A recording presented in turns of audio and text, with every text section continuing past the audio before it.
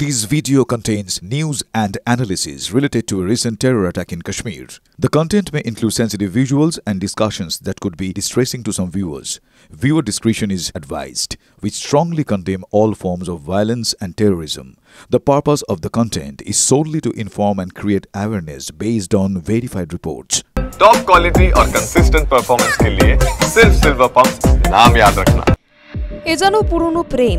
ভারতের সঙ্গে পাকিস্তানের সম্পর্ক কয়েক ধাপ বিশিয়ে যেতেই নতুন করে বাংলাদেশের দিকে ঝুঁকতে শুরু করেছে পাক প্রশাসন। শুক্রবার ইসলামাবাদে বাংলাদেশ হাই কমিশনের আয়োজিত একটি অনুষ্ঠানে প্রধান অতিথি হিসেবে গিয়েছিলেন পাক প্রতিরক্ষামন্ত্রী খোয়াজা আসিফ। সেই অনুষ্ঠানে যোগ দিয়েই বাংলাদেশের সঙ্গে সম্পর্ক আরও মজবুত করার বার্তা দেন তিনি। এমনকি দুই দেশের রাজনৈতিক সাংস্কৃতিক সহ একাধিক দিকের মেলবন্ধনের দাবিও করেন তিনি। সংবাদ সংস্থা পিটিআই সূত্রে খবর, দিন কতক আগেই প্রায় ১.৫ দশক পর ঢাকায় বাংলাদেশ পাকিস্তানের বিদেশ মন্ত্রকের প্রতিনিধিদের মধ্যে একটি বৈঠক হয়েছিল। আর তারপরেই নতুন করে সম্পর্কের বাঁধন মজবুত করার চেষ্টা করছে দুই দেশ।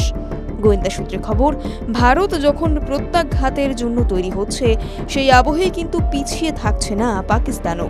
নয়াদিল্লিকে বিপাকে ফেলতে নতুন পরিকল্পনা তৈরি করেছে তারা। এমনকি সেক্ষেত্রে বাংলাদেশের আকাশপথকে ব্যবহার করে ভারতের ওপর হামলা চালাতে পারে পাকিস্তান। এই মর্মে প্রাক্তন এনএসজি কর্তা দীপাঞ্জন চক্রবর্তী জানিয়েছেন, আজকের দিনে যুদ্ধটা শুধু রণক্ষেত্রেই হয় না, তার বাইরেও হয়। তবে আমার মনে হয় পাকিস্তান যদি দিন শেষে ভারতের ওপর আক্রমণও করে বসে, তাতে ওরা বেশি দিন টিকতে পারবে না। আমার ধারণা ৪৮ ঘন্টার মধ্যেই ওদের টুটি চেপে ধরবে তারা। টিভি9 বাংলা ডিজিটাল।